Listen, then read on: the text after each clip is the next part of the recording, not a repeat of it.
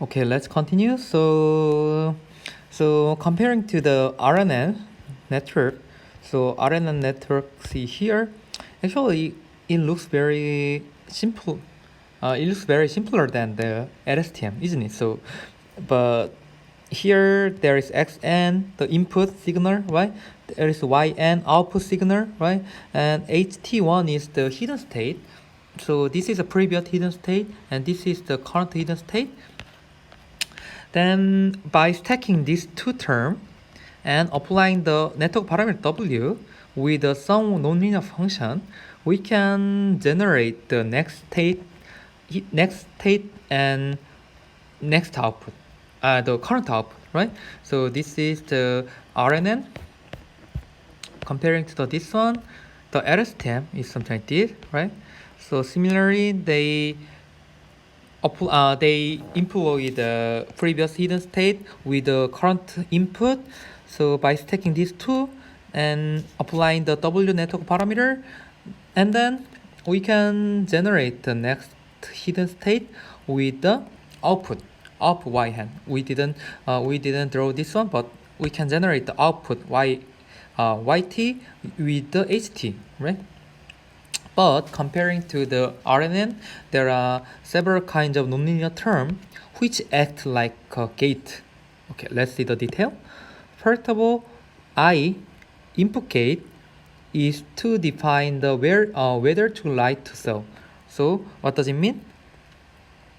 It is related to G here, the gate. I mean, how much to write to cell. So let's see the detail. Okay, so this I said this is a cell state, right?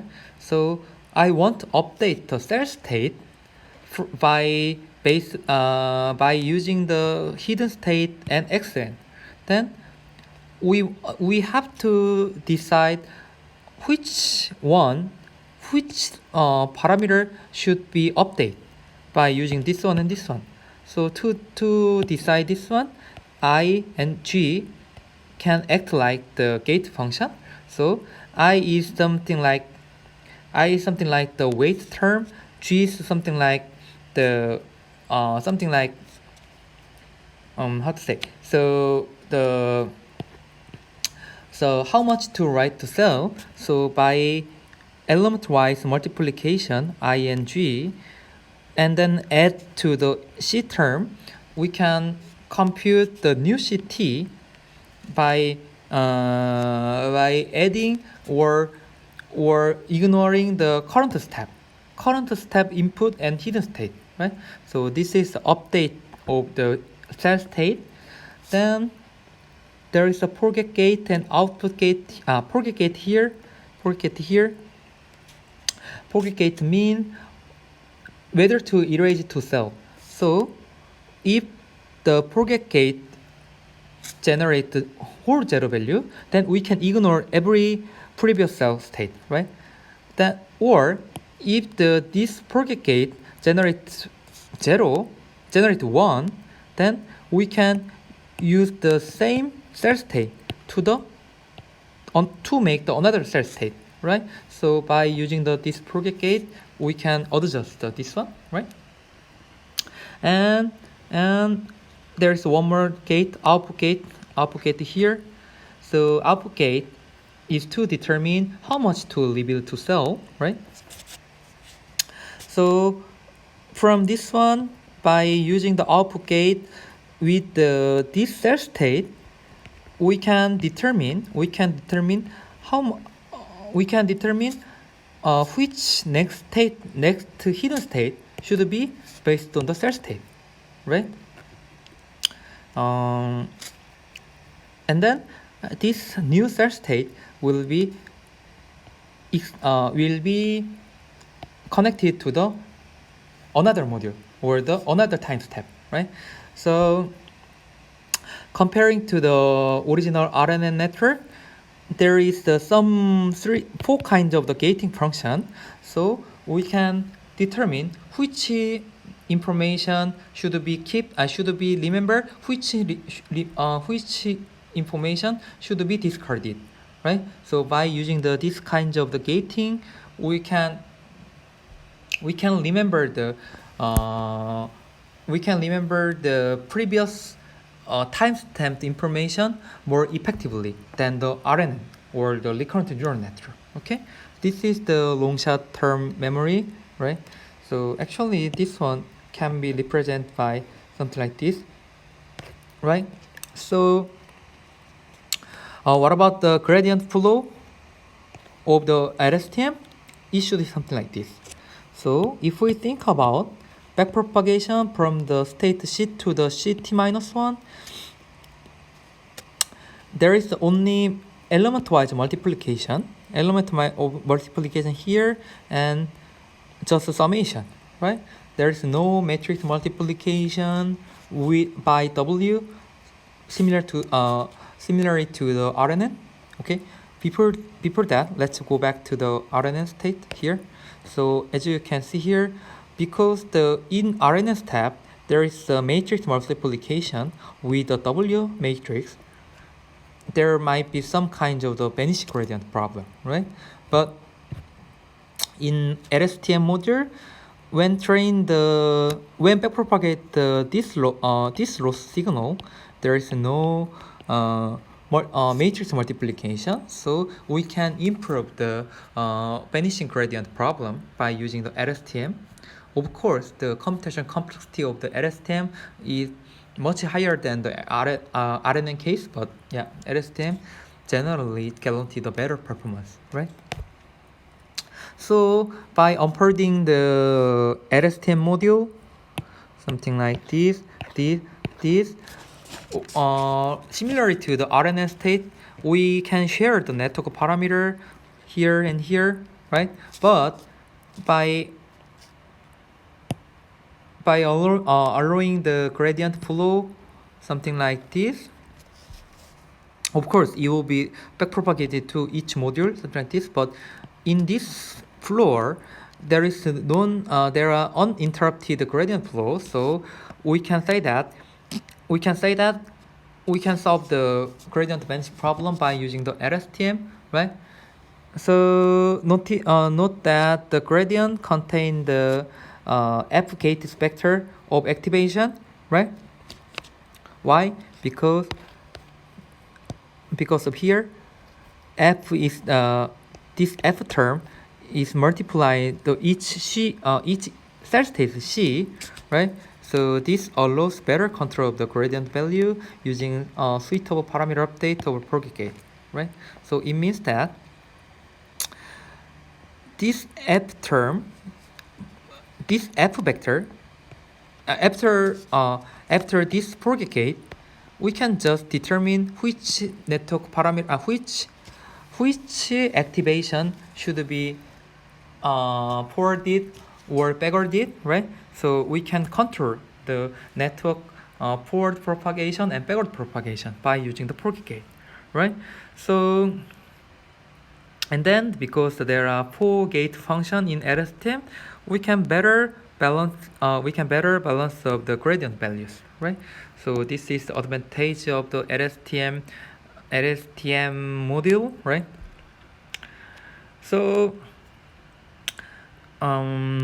actually, I would say something like this. So okay, I want to describe this one in Korean. So 이제 보시면은 저희가 이제 RNN 모듈을 계속 설명을 했고, 근데 RNN 모듈에서 가장 중요한 문제 중에 하나인 리미테이션 중에 하나인 베니싱 그레디언트 프로블럼에 대해서 얘기를 했습니다. 그래서 무슨 얘기냐면 이제 RNN 모듈 자체를 이제 언폴딩을 해서 여러 개의 멀티 시퀀스들을 풀기 위해서 이렇게 쫙 붙이다 보면은 이제 그레디언트들이 백프로파게이션 돼서 쭉 이 플로우를 따라 끝까지 넘어가야 되는데 이게 너무 멀어지다 보면은 이 중간에 곱해지는 이 그레디언트들이 체인 룰에 따라서 곱해지는 과정에서 1보다 매우 작은 값들이 계속 곱해지다 보면은 여기까지 왔을 때 거의 처음에 있던 그레디언트들이 사실 다 사라져 버립니다. 이제 이게 가장 잘 알려져 있는 베니싱 그레디언트 프로블럼이라고 할 수 있는데 이제 이걸 풀기 위해서 나온 게 사실 LSTM 모듈입니다. 사실 LSTM 모듈 같은 경우는 이게 좀 복잡해 보이면 입니다. 그리고 실제로도 복잡하고요. 그래서 이 안에 게이팅 펑션을 4개로 만들어져 있는데 사실 이 게이팅 펑션 4개로 돼야 되는 이유도 명확하지 않고요. 그러니까 이 LSTM을 모듈을 처음 제안했던 게 1997년도에 나온 모듈이었지만 이 구조에 대한 사실 정확한 이게 옵티멀 구조인가에 대한 사실 사람들이 아직도 퀘스천이 많습니다. 근데 이제 이런 LSTM 모듈 자체가 정형화되게 많이 쓰여 왔고 실제로도 이제 라이브러리들도 많이 있기 때문에 이제 이 LSTM 모듈이 많이 쓰이고 있는 거고요. 실제로도 이 방법이 사실 왜 이게 게이팅을 이렇게 열었다 닫으면은 이 그레디언트들을 우리가 잘 베니싱하지 않고 잘 옮길 수 있느냐는 사실 직관적으로는 말이 되지만 실제로는 너무 복잡한 프로세스들이 있기 때문에 이 방법들을 사실 다 이해하고 외우려고 하는 건 사실 별로 그렇게 중요한 문제는 아닌 것 같습니다. 그래서 제가 설명할 때도 좀 빠르게 넘어갔고요. 근데 실제 이제 구체적으로 봤을 때 이 게이팅 펑션이 4개가 있는데 이 게이팅 펑션들이 이 셀 스테이트를 가지고 히든 스테이트를 업데이트를 할지 안 할지, 그리고 이 반대로 히든 스테이트를 가지고 셀 스테이트를 업데이트 할지 안 할지를 이렇게 조절해 가면서 이 셀 스테이트 자체가 메모리 역할을 하는 거죠. 우리가 어떤 컴퓨터에서 외장 메모리나 또 내장 메모리를 가지고 프로세스를 하는 것처럼 뉴럴 넷 자체에다가 이런 메모리를 가질 수 있는 모듈을 붙여서 이제 우리가 그레디언트 베니싱을 일어나지 않도록 이 문제를 해결해 보자라는 게 이제 LSTM의 큰 컨셉이고, 실제 예를 잘 따라가 보면은 이런 식으로 어떤 논리적 펑션이 여러 개가 있고 러너블한 파라미터도 있고 뭐 엘리멘트 와이즈 펑션들도 있고 정의도 있습니다. 사실 제가 추천드리는 걸 이 모든 거를 전부 다 외우려고는 하지 마시고 그냥 이런 식으로 게이팅 펑션들이 열려서 닫히면서 이 플로우들이 왔다 갔다 하는구나. 그래서 이 셀 스테이트가 메모리의 역할을 하니까 얘네들이 그래도 베니팅이 없이 문제를 풀 수가 있겠구나 정도에서만 LSTM을 이해해주면 좋을 것 같습니다. 그래서 사실 이 LSTM 자체도 사실 최근엔 더 좋은 모듈들이 많이 있어요. 그래서 이제 그것들을 좀 뒤에서 볼 텐데요. So let's continue. So actually the LSTM is not an optimal way to solve the sequential data processing. Actually there are another possible way called the GRU or the memory network. So actually those kinds of concepts are very popularly used one for the sequence data processing, right? So I won't deal with this one, but please try to read this paper, right? So nowadays there are new paradigms for reasoning the over sequence. Here is the paper called "The Attention is All You Need." So actually to review this paper, it takes some 3 or 4 hours actually, but in this slide I can just briefly introduce what does it mean. So comparing to the original RNN or the LSTM, in this network, in this concept called the transformer, they didn't use any kind of the recurrent concept, but they just operate over the input in a sequence and aggregate with this output with the attention mechanism. So I can draw something like this. There is the sequence input here, x1, x2, something like xn. Then there is the network here. Without connecting something like the recurrent module, they just make the output for each data sample, but they aggregate the data sample using the attention concept. Attention concept is some kind of the weight term to aggregate the importance of the each samples to estimate this sample's output, right? So this is the recent very popular concept. So most current neural language processing scheme didn't use the recurrent or the LSTM module anymore. They just try to use the transformer module to improve performance, because the transformer module is the much easier to train rather than the recurrent or the LSTM module, right? you can easily understand why, because this module is really complicating, so it might be really hard to optimize or stabilize. So this is the concept. So this kind of the one has lead to the many state-of-the-art lizard and pre-training in NLP. So for detail, please read this paper called the BERT paper. Then you can understand what does it mean. Okay, so that's it. So this is the end of the today's lecture. So far we've discussed neural network, convolutional neural network, training the neural network, and recurrent neural network, right? So actually it's really hard to teach you everything in deep learning, actually, because in this course we start from the very handcrafted model, something like the SVM or something like this, right? But I strongly suggest you, please try to high level concept of almost every possible learning method and try to go deeper for specific algorithm. So if I describe this one in Korean again, 이제 저희가 이번 학기 이제 12강이 이제 끝났는데요. 이제 보면은 저희가 1강부터 해서 12번째 강의를 오면서 이제 리니어 리그레션이 무엇인지부터 시작해서 뭐 핸드크래프트 방법들에서 대표적인 방법들도 있었고, SVM 뭐 PCA도 봤고요. 그러면서 이제 딥러닝으로 넘어와서 뉴럴넷이 어떤 거냐부터 시작해서 이제 뉴럴넷에서 나온 이제 딥러닝 방법들을 소개하고, 얘를 어떻게 트레이닝하고, 이제 이걸 시퀀스 데이터를 해결하기 위해서 리커런트까지 어떻게 왔다, 이렇게 쭉 따라왔습니다. 사실 제가 완벽하게 말씀을 드릴 수 있는 거는, 사실 이 모든 컨셉을 한 학기의 강의에서 다룬다는 건 사실 불가능합니다. 그러겠죠? 왜냐하면 이걸 개발하기 위해서, 이 개념을 가지고 오기 위해서 수많은 학자들이 몇십 년 동안 해온 것들을 우리가 단 하루아침에 이해를 한다는 거는 사실 말이 안 되는 얘기고요, 처음부터. 그리고 이제 오늘 강의들에서 봤던 것처럼 실제 이제 이 딥러닝이라는 학문은 아직 정확히 정립이 된 학문이 아니에요. 그러겠죠? 왜냐하면은 아직도 논문들이 나오고 있고, 뭐 벌트도 2018년도에 나왔고, 오늘 뭐 소개드렸던 다양한 논문들이 실제로 뭐 2013년도 있고, 뭐 CNN이나 뭐 트레이닝 CNN 봤던 것처럼 배치 논란 컨셉 2015년도에 나왔고, 뭐 데이터 어그멘테이션으로 언슈퍼바이드 러닝 하는 거는 2020년 올해 페이퍼로 나왔는데 아직 다시 퍼블리시도 안 됐어요.